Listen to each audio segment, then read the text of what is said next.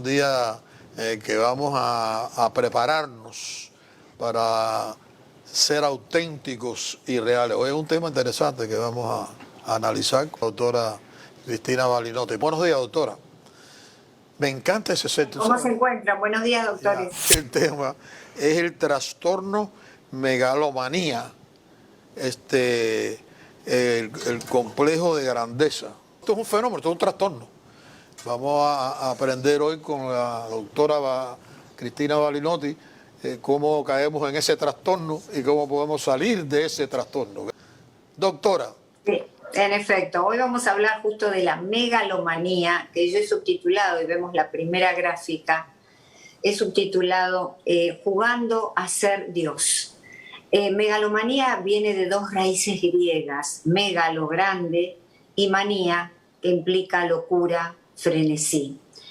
En líneas muy generales, el megalómano tiene la tendencia a sobreestimar las capacidades propias y la importancia de él mismo respecto de los demás. Pensamientos de poder, pensamientos de superioridad frente a los demás, es decir, los demás no valen. Vamos a la segunda gráfica y ahí nos introducimos en la definición clínica psicológica de megalomanía, es decir, vamos a especificaciones. La megalomanía, desde el punto de vista del DSM, en su versión 5 y otras versiones, sabemos que es el manual que agrupa todas las enfermedades y trastornos mentales. No tiene o no le da una entidad nosológica por sí misma. Sin embargo, desde este punto de vista, forma parte del trastorno de personalidad narcisista.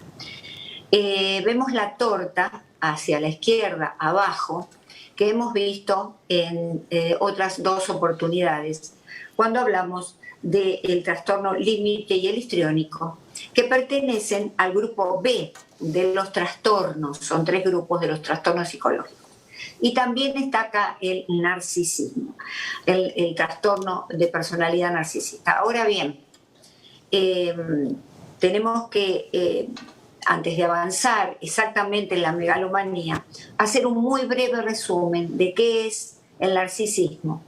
Y entonces sabemos generalmente que el narcisista es una persona que se admira mucho, que se quiere mucho y que no ve a todos los demás. El mito griego, ¿no?, de Narciso que se hundió en las aguas de un lago por querer abrazarse y besarse, tan enamorado de sí mismo estaba. Entonces, en la próxima gráfica vamos a ver las tres formas de narcisismo.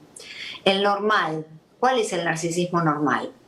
Es una etapa evolutiva, humana, de amor a uno mismo, favorecido por la familia, que sienta las bases y la matriz de todas las relaciones de amor que vamos a generar en la adultez.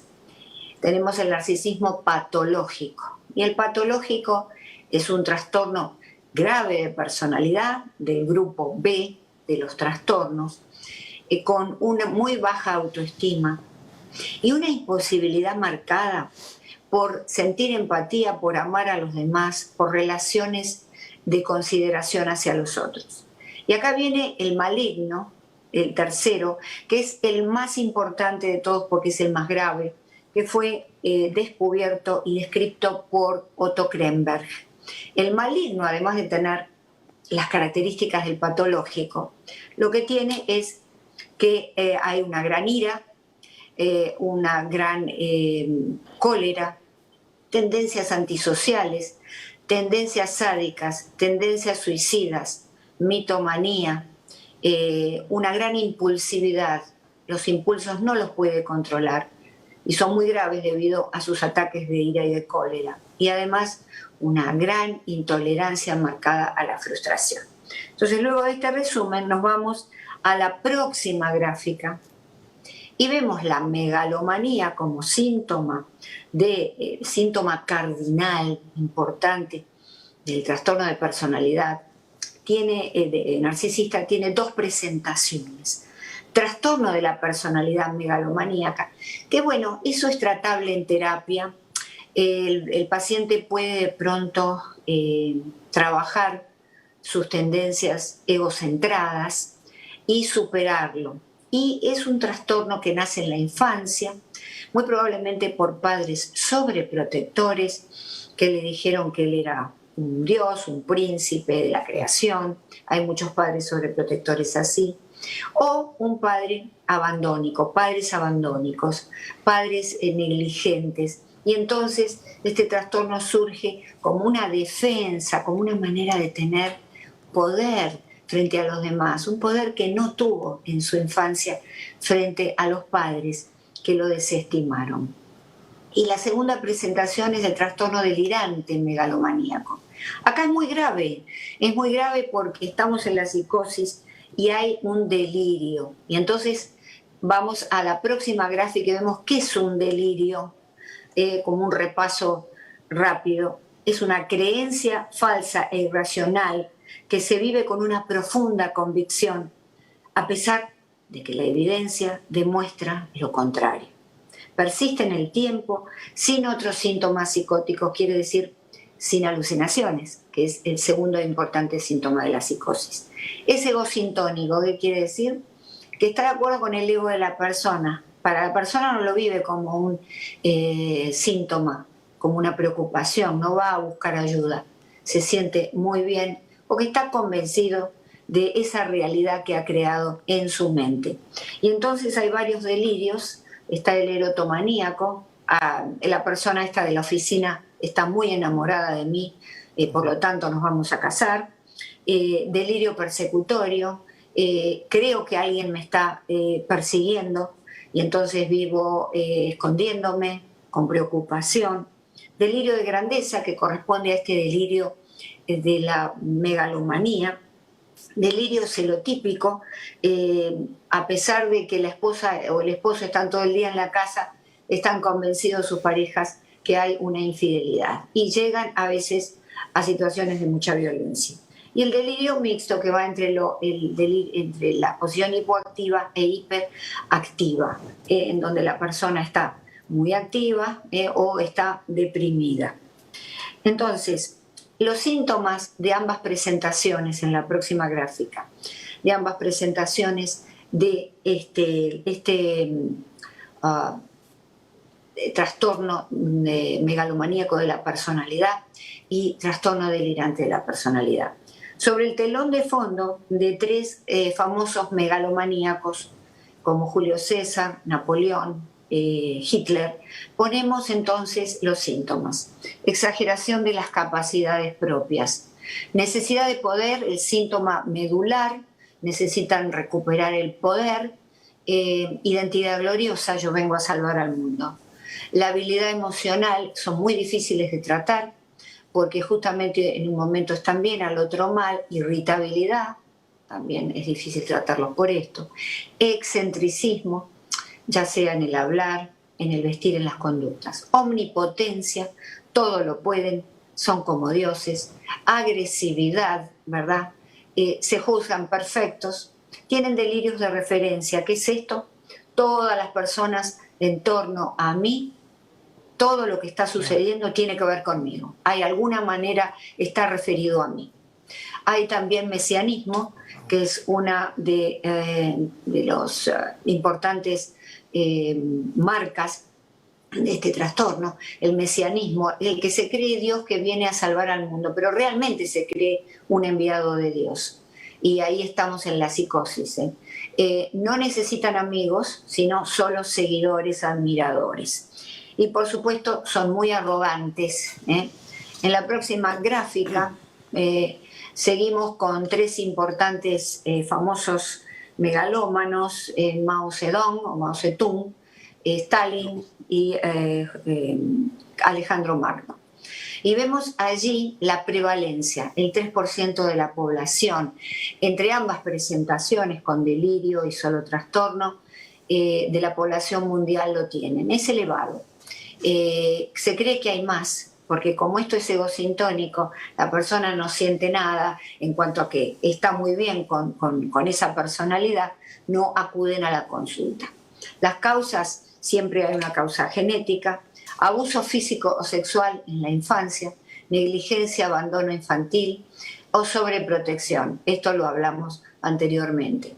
El comienzo, bueno, comienza a cualquier edad, pero fundamentalmente se observa en jóvenes o adultos. ¿Cuál es el tratamiento? El tratamiento es multidisciplinario. ¿Por qué? Porque necesita el psiquiatra, el psicólogo, una ayuda, quizá de algún investigador social, un coach, un consejero de familia. Es muchas las áreas envueltas en este tratamiento. En la próxima gráfica vemos cuál es la comorbilidad, y en este caso sí solamente del trastorno delirante de la personalidad, del trastorno delirante de la personalidad, en donde se observa la megalomanía. Es comórbil con trastornos psicológicos y enfermedad mental. Por ejemplo, hay una comorbilidad en la esquizofrenia del 50%, la esquizotipia, bipolaridad 2/3, y también convive con trastornos neurológicos como disfunción cerebral, médicos clínicos, que pueden ser secundarios a fármacos, a drogas o alcohol. Fíjese qué interesante, la base, el fondo de esta gráfica es una pintura que se llama Megalomanía de Mark Mirkovich, ¿verdad? En donde se observa ese gesto de arrogancia, ¿verdad? De la persona, de pedantería, de esta persona que en el fondo o bien está padeciendo un trastorno pasible de ser tratado con psicoterapia, o si no, una enfermedad mental que ya es el delirio, y que puede aparecer de golpe en la adultez, porque como enfermedad mental está también condicionada por factores inconscientes que van trabajando el individuo a medida que crece y de pronto aparece. A diferencia del trastorno megalomaníaco, en el cual la persona está siempre desarrollando, pero a nivel ya consciente, esa personalidad megalomaníaca y lo va expresando en la juventud, en la adultez. Creo que esto es importante para aproximarnos a no solo los trastornos del grupo B, sino también para poder darle una entidad suficientemente autorizada para estos trastornos que en la sociedad se habla de mucho, pero se dice muy poco, porque no se los comprende. Excelente presentación. Doctora, me fijé en una de las gráficas cuando hablaba del narcisismo, ¿no? Habían 3 clasificaciones: normal, patológico y maligno. Entonces, hay cierto nivel de un narcisismo normal, me imagino, ¿no? En realidad, los padres deben favorecer que el niño se quiera a sí mismo, porque ninguna persona en la adultez que no se quiera a sí mismo puede amar a los demás. Recordemos la Biblia cuando dice, ama a tus semejantes como a ti mismo. Si tú no te amas, no puedes amar a los demás. Okay. Entonces, ese narcisismo normal es la base y la matriz para poder amar a los demás.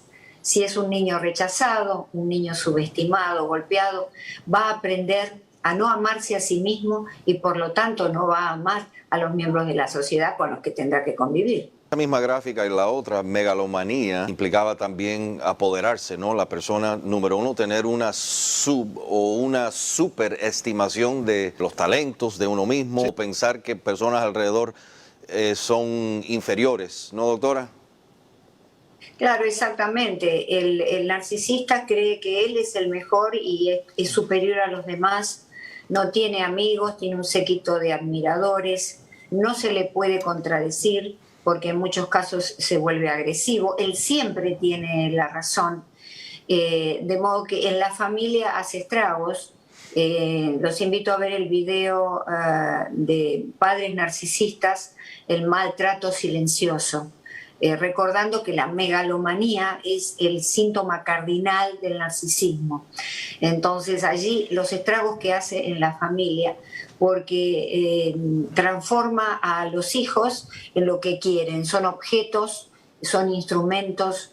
Generalmente las familias de los narcisistas son todos muy perfectos, y entonces realmente esto es un cuadro psicológico no solamente peligroso en la sociedad, porque nos lleva a criar chicos que el día de mañana, ojo con esto, van a ser los presidentes del futuro, los que van a manejar el mundo. Y si estamos dejando correr un trastorno de personalidad de esta índole, pues entonces ya hemos visto los grandes megalómanos de la historia, que es un libro que les recomiendo, y los megalómanos actuales, ¿verdad?, que hemos, como mencionó Luis.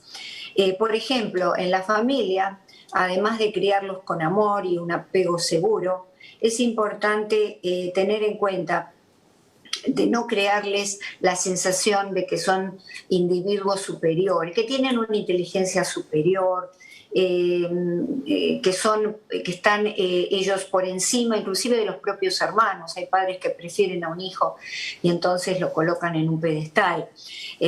¿Por qué? Porque esto desarrolla, hay un delirios de identidad grandiosa del glosario del State Examination, que es anglo-europeo, es como el DSM acá de la Academia de Psiquiatría de Estados Unidos, pero bueno, anglo-europeo. Y habla, por ejemplo, de la psifomanía, que es un delirio de la inteligencia superior, porque son personas que o bien han sido criadas en el total desdén, el total eres un tonto, y entonces hacen la formación reactiva, o de lo contrario, eres Dios. Y entonces está la psifomanía, la teonomanía, que es el delirio de ser Dios, la uromanía, creerse un ser celestial, de origen celestial. De modo que, y también hay delirios, de acuerdo con esta clasificación, de habilidad grandiosa, como el delirio expansivo, creerse en Napoleón, o tener las habilidades de Napoleón, las habilidades, se llama Cesarmanía, de Julio César. El delirio de Mignon, que hay muchas personas en la sociedad, muchos narcisistas lo tienen. Están convencidos que tienen un parentesco con la realeza, que a lo mejor fueron adoptados y en realidad vienen de príncipes y de dioses. Es muy importante porque, por ejemplo, los narcisistas, otra de las características con esta megalomanía, es que ellos no pueden comunicarse con personas comunes. Ellos siempre se llama, dentro de la categoría de Theodore Millon, se llama el narcisista elitista. Muchos de ellos solamente están en el jet set, en el pináculo de la sociedad. Sus amigos tienen siempre que ser de ese tipo. Además, estas personalidades son como apasionadas, en muchos casos está el narcisista megalómano apasionado, que es seductor y que tiende solo al placer. En la vida de él es solo placer, y entonces usa a los demás para ese placer. Están los megalómanos narcisistas sin escrúpulos, que dejan en la calle a la mamá, al papá, a todo el mundo, que pueden convivir con la psicopatía. Muchas veces pueden ser psicópatas, pero recordemos, un narcisista no tiene por qué ser psicópata, un psicópata es siempre narcisista. Entonces, a veces lo encontramos y a veces no. Y tener en cuenta en la crianza que el 75% de los trastornos mentales se crean antes o aparecen antes, mejor dicho, de los 14 años. El 75% antes de los 24 años y el 50% antes de los 14. Vale decir que estamos en esa época en donde el individuo sale de la crianza de los padres, del hogar, y entonces ahí hacen eclosión todo lo que le dimos, que se une con el material genético también, todo lo que hicimos con ellos. En psicología hay una máxima: los hijos se ven después de los 21 años. ¿Qué quiere decir? Que se ven cómo han sido criados. Muy difícil, ¿no?, que estas personas vayan a buscar ayuda. ¿Cuál es la solución? Generalmente, sí, en el trastorno de personalidad megalomaníaco no buscan ayuda, a pesar de que la familia los soporta mucho, los aguanta, y les dice, ¿por qué no vas a ver a alguien? Siempre querés tener la razón, todos los demás tienen la culpa, vos nunca tenés culpa de nada, eso debieras hablarlo con un especialista. Pero ellos se sienten muy bien. ¿Por qué? Porque son, como te decía, es un trastorno egosintónico, es decir, está de acuerdo con su ego, le hace un favor a su ego, se siente muy bien de esa manera, se siente muy bien viendo a los demás en su pequeñez, de acuerdo con su visión muy cerrada de la realidad, Y muy eso, autorreferida. y eso también es, perdón, vamos a decir, culpa de nosotros también, de los familiares, por aceptar y, como usted dice, siempre aplaudiendo, siempre adorando, nunca presentando un punto de vista diferente, ¿no? ¿Me entiendes? Si nosotros estamos Sí, sí. propagando el ciclo ese vicioso, si es parte de nuestra culpa. Claro. Antes que le conteste... Esto desde ya, porque fíjate que en la familia, ¿cómo se genera esto? Los niños vienen y traen excelentes notas de pronto, se esforzaron mucho, ¡ay, qué divino, sos el mejor! Yo sabía, sí, está bien ayudarlos, motivarlos, pero al mismo tiempo que le decimos, nunca decirle, eres el mejor, es decir, eres muy inteligente, te felicito. ¿Y cómo le fue a tus compañeros? Bueno, fulano, nadie, no, todos se sacaron una nota baja y yo fui el único que tuve A. Bueno, pero tenés que pensar que los demás también se esforzaron, y los demás no les fue tan bien. Pero bueno, qué suerte que te fue bien, trata de ayudar a tus compañeros y de considerar que no le fueron tan bien. Este es un ejercicio muy simple para los papás, para no crear un megalómano, para no crear un narcisista. Y si tiene algún tipo de genética que lo ayuda, esto va a ser lo que va a suceder, ¿verdad? Entonces, en la familia podemos hacer muchas cosas. Por otro lado, con no hacer diferencias con los hermanos. Siempre hay un hijo que se destaca más en alguna actividad. Pues está bien, mantenerlo allí en equilibrio, y destacar, por más mínima que sea, la actividad del otro niño, de ese que le cuesta más avanzar. Entonces ahí tenemos la seguridad que vamos a crear a alguien empático, alguien que no va a necesitar de un séquito de admiradores y seguidores que lo aplaudan, porque entonces estamos creando un Dios, es un síndrome que estamos dando en la familia del niño tirano, ¿no? Y después llegan a grandes, lógicamente, y ya es muy difícil ese síntoma de manejar, porque se casan y cometen lo mismo con ellos. Es decir, hay un 75% de varones entre el narcisismo y la megalomanía. Así que sí, y el resto pueden ser mujeres. La razón por la cual pueblos enteros siguen, para mí casi ciegamente, a estas personas, ¿cuál es el razonamiento detrás de eso? Porque pueblos enteros votan a personas con estas características mesiánicas, ¿verdad? Megalomaníacas, narcisistas. Existe una explicación psicológica y una explicación psicosocial, es decir, sociológica, de la psicología global, colectiva. Muy atrás en el tiempo, la primera familia humana estuvo dominada por un macho salvaje que dominaba y tenía, por supuesto, comercio sexual exclusivamente él con las hembras del grupo, con lo cual impedía a los varones todo contacto. Sin embargo, esa fue la primera familia humana cuando éramos homínidos. Ese macho salvaje, si bien les prohibía de muchas cosas y los sometía a grandes tristezas y grandes desastres, pero les ofrecía cierta comodidad. Les resolvía de manera inadecuada un problema que ellos no podían resolver.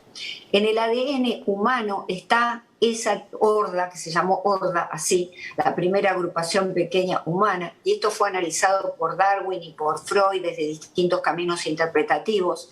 No sabían ellos, pero estaban analizando lo mismo.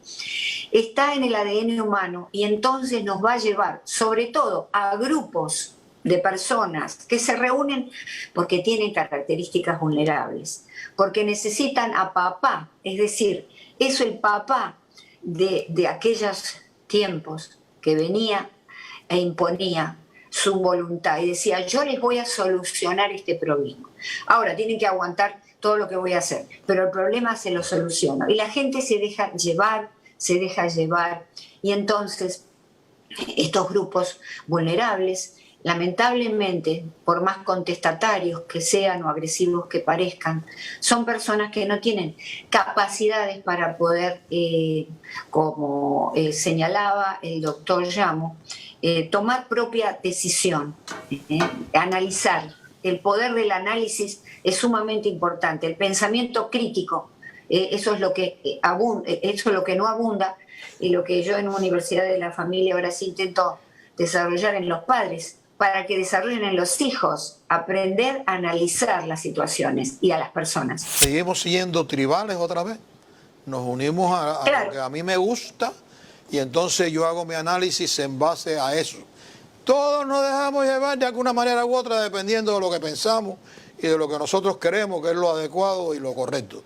Pero desgraciadamente de que el mundo es mundo y yo creo que hasta que se acabe el mundo vamos a seguir siendo los mismos. Le Bon, que fue un gran investigador, escribió un libro sobre el que se basó Freud también, acerca del alma de las masas, ¿no? Y entonces las masas en general unidas, este grupo de personas que necesita una guía, bajan varios escalones en la escalera de la evolución humana, se vuelven nuevamente a transformar en esos homínidos, en esos seres primitivos que necesitan de la guía y necesitan ser llevados de la mano y que les digan todo lo que buscan. En realidad necesitan de ese paternalismo, por eso existen gobiernos paternalistas, porque hay personas que necesitan grupos sociales o sociedades enteras que buscan realmente ese papá, entre comillas, que nos resuelva todos los problemas. Amén. Pero hay mucha bibliografía al respecto y los invito a leer